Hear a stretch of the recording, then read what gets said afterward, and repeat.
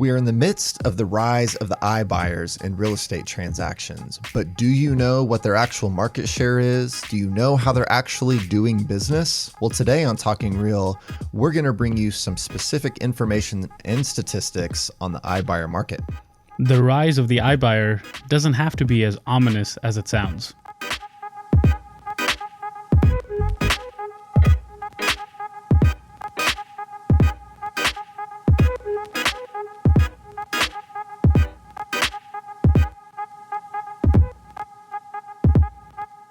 Welcome back to Talking Real, brought to you by the Oklahoma Association of Realtors. You are tuned into episode 131 of Talking Real, back in the studio with your hosts, Jeff and Nabil. Nabil, how's your day going?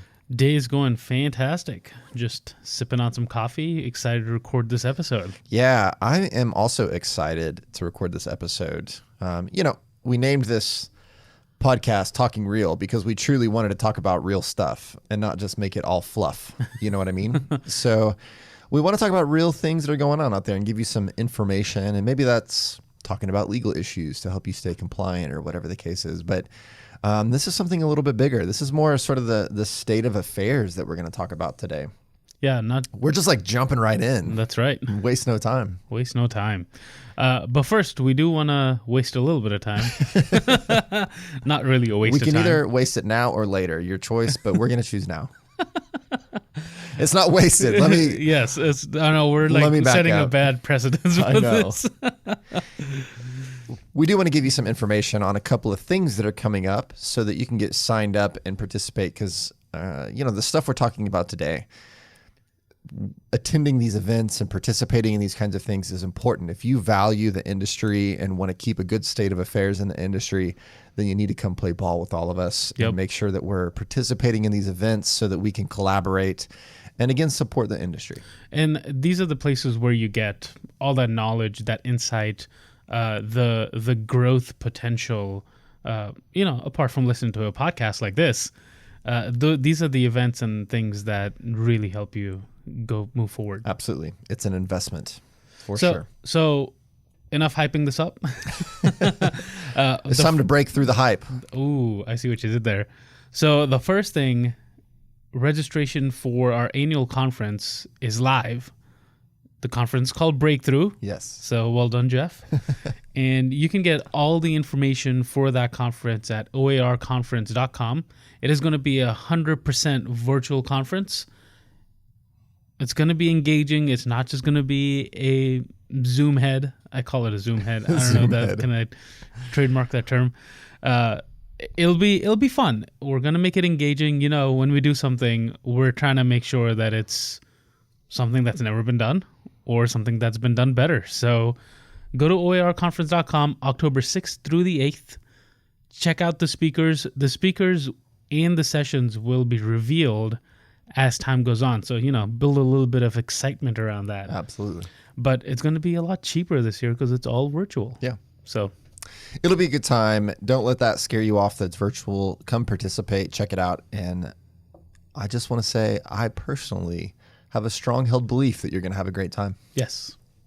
He's not invested in it or anything. I didn't want to say I personally guarantee, because you're going to come back and be like, well, I want to call in your guarantee there. And I don't know. But no, it's going to be fantastic. We're going to do some really cool things. So check it out. We also have a couple of town hall meetings coming up with all of our congressional delegations. So each one of our members of Congress, we're going to be having a separate virtual town hall with them.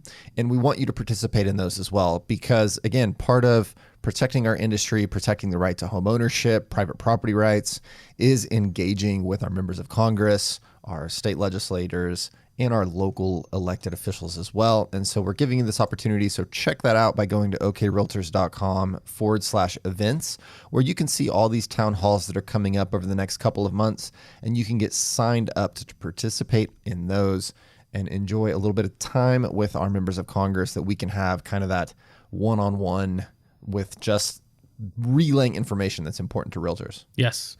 So go check that out. The next one up, if you're listening to this podcast on the day of release, which why wouldn't you, is August 6th with Congressman Tom Cole and that's at 9:30 a.m. It's coming right around the corner. So get signed up, and lots more coming after that. Yep. So hope that you can make, you may not be able to make all of them, but if you can make one or two of them, great, and spread the word so some other people can tune into the other ones. Yes. Participate in those. So what are we talking about today? We are talking about this new thing that's come up within the last handful of years. Really, I think it started in 2014. Yeah. And we're talking about sort of this rise of the iBuyer, right? This is something that has become profoundly prevalent on the minds of realtors, right? Because this is a new way of doing things in terms of buying and selling homes. And so there's a lot of talk about this. I mean, every time I'm in a group of realtors, not every time, but just about where, we're at a conference or something like that and people are talking about it. This is an issue that people are talking about is, again, the rise of the iBuyers. So we're talking about various companies that have come into existence. This started with Opendoor in 2014, and they're still the largest by far. And I don't know why, but I feel like they've stayed kind of quiet. Yeah. During this whole thing. You keep hearing about Zillow and Realtor.com and things like that, but Opendoor is by far the largest one. Right. And they're sort of the innovator who kind of created this whole thing. But we do have other, organizations and companies that have started participating in this as well. And this is, again, constantly on the mind because it's how is this going to impact my job as a realtor? Is this going to marginalize what I do? Is this going to, make what I do completely defunct and I won't be needed anymore? And today, we really just wanted to give you almost a state of affairs. We're not necessarily here today to tell you what you need to do about this, but you need to have the information. If you're looking at, okay, what are some things that I can do? How am I going to make a good customer experience? How am I going to market my services to compete with this? What is it that they're offering and what they're trying to do? And how is it that I can set myself apart so that I look attractive to a consumer to say, well, I don't necessarily want to go that route. I'd rather go with a realtor in this case. And that's how I think that, as an industry, we're going to continue to be relevant is that you're offering something different, a different experience, some different values, but you need to know what those are. Right. Because there's no way you can compete head to head with this. Right. This isn't what you're trying to do. They're trying to do a different thing. Now, is that going to eat into market share of real estate transactions? Absolutely. And we're going to give you some very specific statistics of what we're talking about in terms of the level of transactions, how many for, iBuyers today, where that was a couple years ago, and then you can kind of see the direction it's heading in. So yeah, absolutely, it's going to take market share. But then the question is, how do you differentiate yourself to still offer valuable services? And that's what you're going to have to some degree, figure out for yourself. But we'll always be there to help with that as well. But today we just wanted to talk about what is the state of affairs, what's happening. There's been a couple of new partnerships and news things that have come out, and we want to dig into some of the statistics. We're going deep in the weeds on this one. So settle down, get yourself a cup of coffee and get ready, because we're going to give you some pretty specific statistics. And again, we're going deep. So yes. I'm excited about this. This is, Nabil and I get really into data and statistics, and we're big nerds on this. So I'm excited. Yeah, this is going to be good. So first of all, let's talk about a couple of things that have come up recently, some new partnerships that are announced, right? Because you can have a company that's out there that is saying, and again, we're talking about an iBuyer. We're talking about these companies that are largely doing online buying and selling homes. So they will buy a home from a seller, and then they will turn around and sell it to a new buyer. So Zillow's the big one that's been getting into this recently. Again, we talked about Opendoor. We'll go into a little more specifics on that a little bit later, but a couple of recent announcements. Just a few days ago, Zillow announced a partnership with the home builder DR Horton. And this is kind of a new thing that I don't think I've seen anywhere else that anyone else is doing this. But basically, they've partnered to where DR Horton customers that are selling their current home through Zillow offers, they receive an extended closing timeline of up to 8 months and the flexibility to modify the closing date to better align with both transactions. They're also doing a variety of other things that will just add to that process a little bit. So basically what they're saying is that DR Horton home buyers who sell their homes via Zillow offers can potentially also be eligible to receive cash credits at closing on top of free local moving services. And so they're partnering up so that whenever you go look at a home on Zillow that's DR Horton, you decide to buy that, and they'll say if you sell your current home through Zillow offers, then you may be able to have all these other extra incentives as well. So it's going to add a number of features for somebody that's wanting to buy a DR Horton home and still needs to sell their current home in a market where there's Zillow offers. I mean, as a seller, you're going to be like, okay, this is convenient because it matches up with my timeline a lot easier. There's a number of things that they could leverage on this to promote this and really boost up the numbers, which are already being boosted, which we'll talk about a little later. Yeah. Just kind of an interesting little thing there that, again, we're going to continue to see this coming up, right? We're going to see these partnerships. And the next one is a partnership between Realtor.com and a variety of iBuying partners that they've partnered with. And I'm sure every realtor has seen this by now.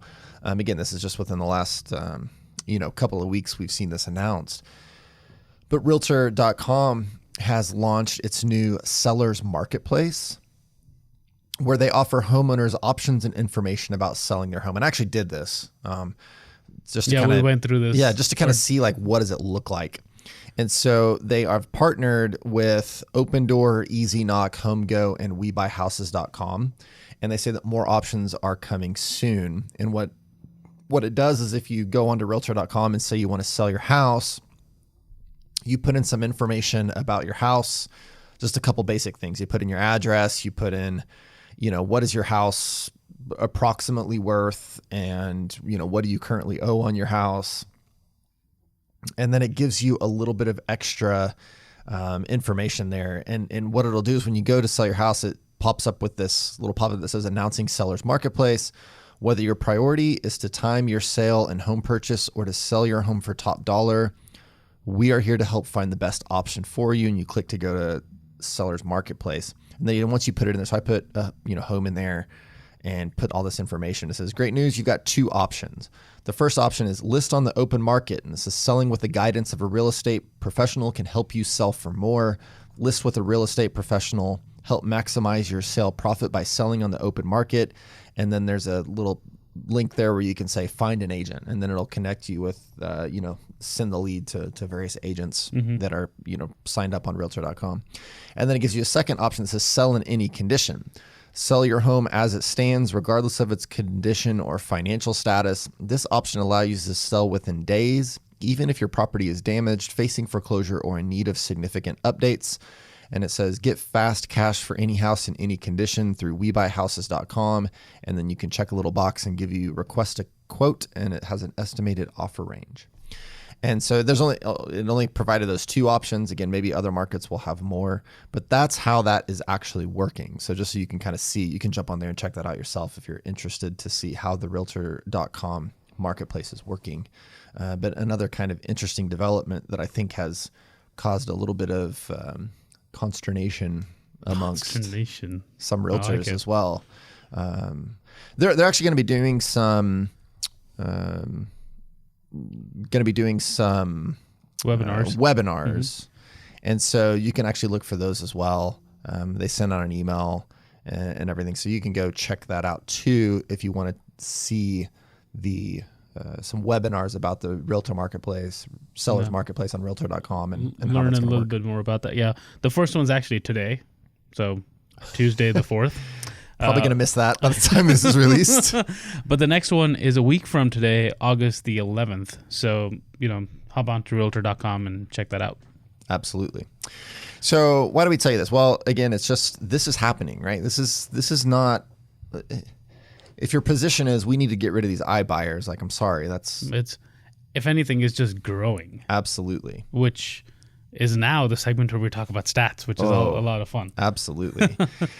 Like I said, we're going deep on this. So we wanted to give you some statistics. And where do we want to start, Nabil? Do we want to give you kind of the broader picture? Or do we want to dive into Zillow's specific numbers that we pulled up? Let's do the Zillow specific numbers, and then we'll give the overall picture. Yeah. Okay, great.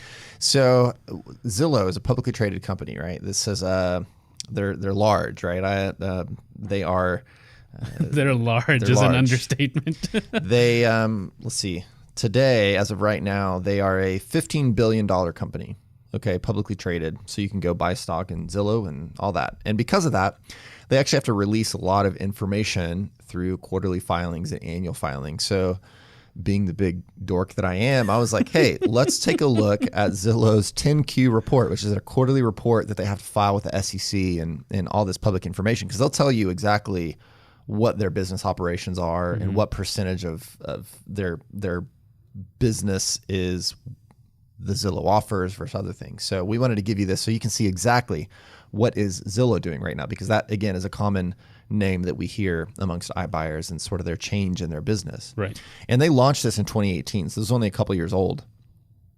And this is for a quarterly report. So during the 3 months that ended March 31st, 2020, so this is first quarter 2020, they generated total revenue for all of their business operations of $1.125 billion. Okay. And that is as compared to $454 million in the 3 months that ended in the first quarter of 2019. So year over year, they had an increase of $671 million. That's a 148% increase in their revenue. Yeah. Pretty staggering. And they say that this increase was primarily the result of $640 million or 500% increase in their homes segment revenue. And that's Zillow offers. That's the buying and selling of homes, as well as a little bit that's related to title and closing services that they offer through that Zillow offers program. Now, with homes being such a high ticket item, obviously getting into the millions is not that difficult.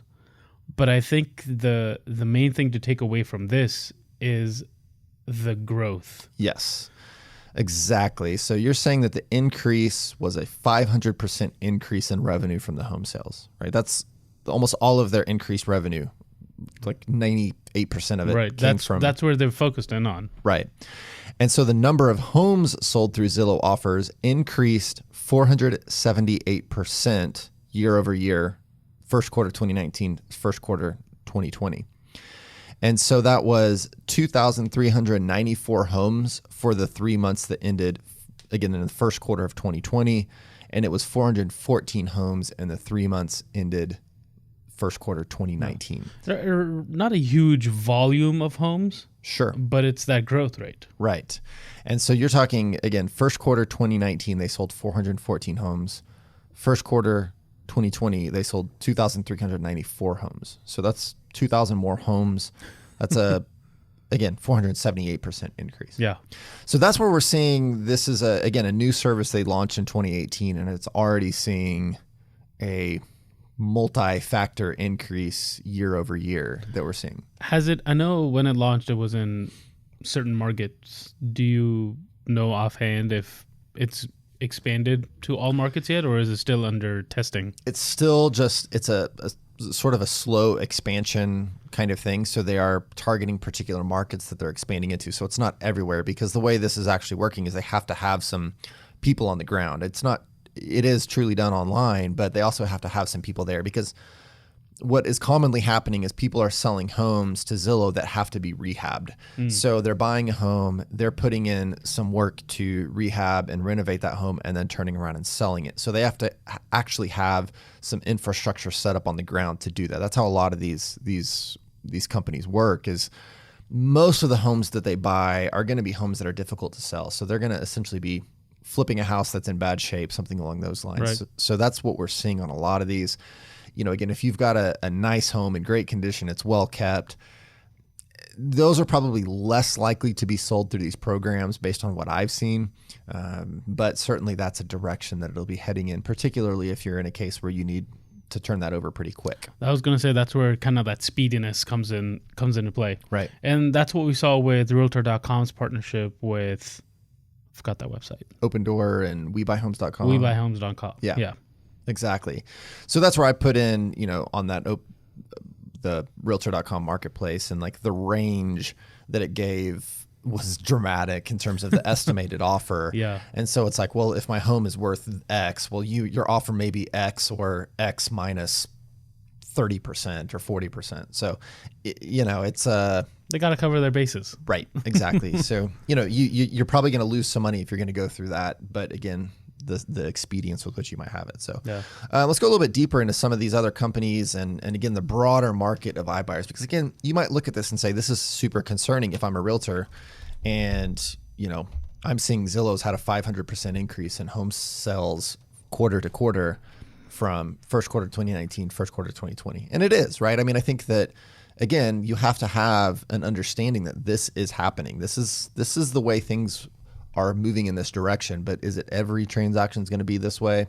I mean, maybe someday, but it's probably some time off. But let's talk about a little bit more increase. And so we're going to be looking at the, what was this? The iBuyer report. I forget where this came from. This was in that Realtor.com email. Okay. It is the iBuyer report from Mike Del Prete. I'm sorry. We didn't practice that one ahead of time. He is a real estate tech strategist from New Zealand. Okay. And released this. This is actually, you can check this out on LinkedIn as well. We'll include a link to this in the show notes if you're interested in going in more details, because obviously we're not going to cover the whole report. It is a 50-slide report. I don't think you want us to cover that report. Right. We'll give you some highlights, though. Yes. And I think the big thing is, okay, so how big is the iBuyer market, right? This is, we know it's out there. We've talked about a number of companies that are doing this. How big is it in the whole sphere of the United States market of transactions? Not that big. Not that big yet. Because in 2019, they had 60,000 transactions as iBuyer transactions, and that only represents 0.5% of the national market. Right. Which, grand scheme of things, isn't huge, which is why when Zillow had such staggering revenue growth, it didn't account for that much of a market. But again, the growth was where we need to focus in on. So 0.5% last year. In 2018, it was only 0.2%. Right. So that's more than a double increase. Right. And I think that's one of the key factors that we're looking at here is this growth rate. Now, again, it's relatively new. The first one, Opendoor, 2014. Zillow offers started 2018. And so some of these other companies have kind of come along in the meantime. And so, it's going to continue to increase over time through this. And we have seen that doubling from 0.2, actually 150% increase from 0.2% of the market to 0.5% of the market. What's the ceiling for this? I don't know. Again, is it 100% at some point 100 years from now? Like perhaps it is. There'll be some part of the transaction that's virtual, maybe. Yeah, absolutely. So, that's the direction that we're heading in though. And again, when we look at the total market share in 2018, Opendoor accounted for 70% of iBuyer market. In 2019, they were 64%. So they're still overwhelmingly the largest group that is doing this, but others are eating into it. Again, Zillow is probably one of the biggest growth groups out there. That in 2018, they were only 3% of the iBuyer market, but in 2019, they accounted for 18%. That is staggering growth. Absolutely. Yeah. OfferPad, that's another one that was a big one, that 26% in 2018. And again, Zillow's eaten into that as 16% of the market. And then Redfin's got a small couple percent that they're participating. They're dipping their toes, I guess. Yeah. And so I think most of the other ones come in kind of behind that as, fractions of percent, but that's still, thousands of transactions. So we are talking, like I said, 60,000 transactions in 2019. And certainly we'll see what 2020 shakes out, but, and how COVID kind of deals with that. It looked like when I was reading Zillow's their quarterly report, they had basically stopped buying homes right now through COVID.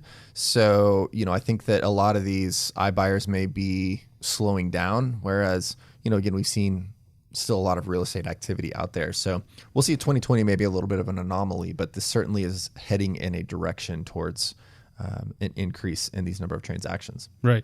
And all those companies you just mentioned had a positive increase in transaction count, which doesn't necessarily correlate with that market share depending on revenue and what they did and things like that. So, they're all trending upwards and doing more transactions with iBuyers. Right. I also think that a big portion of this growth is kind of what we talked about a second ago, was what markets are they in? So the biggest market right now is Phoenix, the iBuyer market, and they have a 5.5% market share of the whole Phoenix market. So, it just depends on how quick they expand this to other markets and how much they grow in each market. So once they expand in other markets, obviously that 0.5% share is going to jump up. Absolutely. I think that's a fantastic point, that this is going to be very localized to the places where the iBuyers are most active. So like you said, Phoenix, 5% of the transactions there, whereas nationwide it's 0.5%. So that is pretty interesting to kind of see that what we're going to see is where they really ramp up and see that value. So maybe in a Dallas or a Houston, certainly the bigger cities seem like they would be the most logical place. But we do know that they are also here in Oklahoma City. I mean, Oklahoma City is one of the top 50 cities. Tulsa, same way. I mean, these are two of the top 50 cities in the country. So those are logically going to be a place where you're going to find iBuyers moving in as they, again, begin to see more opportunity in those markets. It's going to expand. So we don't know what the market share is for iBuyers in the Oklahoma City, Tulsa, or broadly in Oklahoma. But certainly I think it's something that we will see increase over time. I think so as well. Another interesting little piece of this, though, is how they're doing business. And we do see that Zillow right now is taking about a 2% loss on their home segment that's being sold. So they're not even profitable yet on their Zillow homes. And now it makes up 68% of their revenue, right? So you look at all the money they're making, 68% of it, that revenue comes from their Zillow offers and homes segment. But they're also taking a 2% margin loss on that. Now, there are economies of scale that as they ramp that up and increase, they do expect that will turn profitable. But just sort of an interesting little side note that these are also businesses that are able to offer this at a loss for some period of time. When you're a large publicly traded company, you've got investors that are willing to perhaps take a little bit of a loss for that increased revenue growth and the potential for profit in the future. Right. So just kind of an interesting little piece there. Yeah. It does make it a little difficult when people are willing to lose money on a transaction. Absolutely. Absolutely. And again, a lot of that goes into, they're having to rehab homes. They are still paying commissions to agents because Zillow is working with agents to represent them on the sale of homes. So they may buy directly from a seller, but when they turn around to sell it, they're actually using agents to do that and paying commissions. So that's kind of an interesting thing. Now, will that change? Perhaps. I mean, I could certainly see that may change in the future, but at least on the sale of the homes, they're using agents right now to do that. That is interesting. They're also spending something like 5% of the costs are going towards repairs on property. So they're actually, most of the houses they're buying, they're having to spend a pretty decent amount on repairs, and that's cutting into their losses as well. Yeah. So again, why are we talking about this? Well, you need to know what the state of affairs is. You need to know what's happening in this iBuyer market. You need to know what their business model is, how they're working, and again, what their goals are. And then you need to balance that against what are your goals? What is it that you're trying to do? Where's the value you're trying to create for your customers? Because if long term, you want to be a realtor that's out there active, working with buyers and sellers, you need to know what your value proposition is, as opposed to what's, the iBuyer's value is. And that's, again, not to say that iBuying is good, bad, or otherwise. It's just, it's different. It's a different way of doing business. It's a different thing. And we need to recognize that, because the idea of we need to fight it, well, that's not happening, right? You can't do that. It's here, it's happening, it's going to continue to grow. But what are you doing to maintain your personal market share, and how are you competing with them in terms of not trying to do the same thing that they're doing, but offering the value that you can offer, but also taking some of the things they're doing right, and how do we translate that in a more traditional real estate transaction? So some of the good things that they're doing are this use of technology, the ability to have a very streamlined process from listing your house to selling it to buying, whatever the case is, but really streamlining that through the use of technology and making that a very customer friendly approach. Those are things that we can take and say, we need to implement some of that to make sure that we're staying on top of the technology and again, making it as consumer friendly as possible. Right. It's kind of like being a retail store in the era of the online shops and the Amazons. Is how do you take what they're offering and build it into your retail model, rather than competing or being like, it's not going to go anywhere. Right. Right. Exactly. So anyway, we wanted to share some of this information with you, give you a little bit better picture as opposed to just this broad ethereal concept of iBuyers out there. Well, let's put some actual numbers. Let's get some data to it. Let's see what is the state of affairs, what's happening now, and see that this is a rising thing. But certainly it is as of right now, makes up a small portion of total market share, but it is increasing. And what are you doing? And are you thinking about your business and your brokerage and how the future is going to look? Yeah. So just something to put a little data and information to your thought process on the future. Yeah. Food for thought. Absolutely. So we hope you found that interesting. This is a subject that I'm sure we will revisit time and time again in the future. Otherwise, don't forget to go sign up for the OAR annual conference at oarconference.com, a virtual conference that's going to be fun and interesting and engaging. So please take part in that. Go check it out at oarconference.com. And share this podcast with someone that you think might find this information helpful, a fellow real estate enthusiast. And remember to subscribe to the podcast. Absolutely. We appreciate your subscriptions. We appreciate your reviews of the podcast, and we appreciate every time you share with a friend or a colleague. So until next time, we'll see you next Tuesday on Talking Real.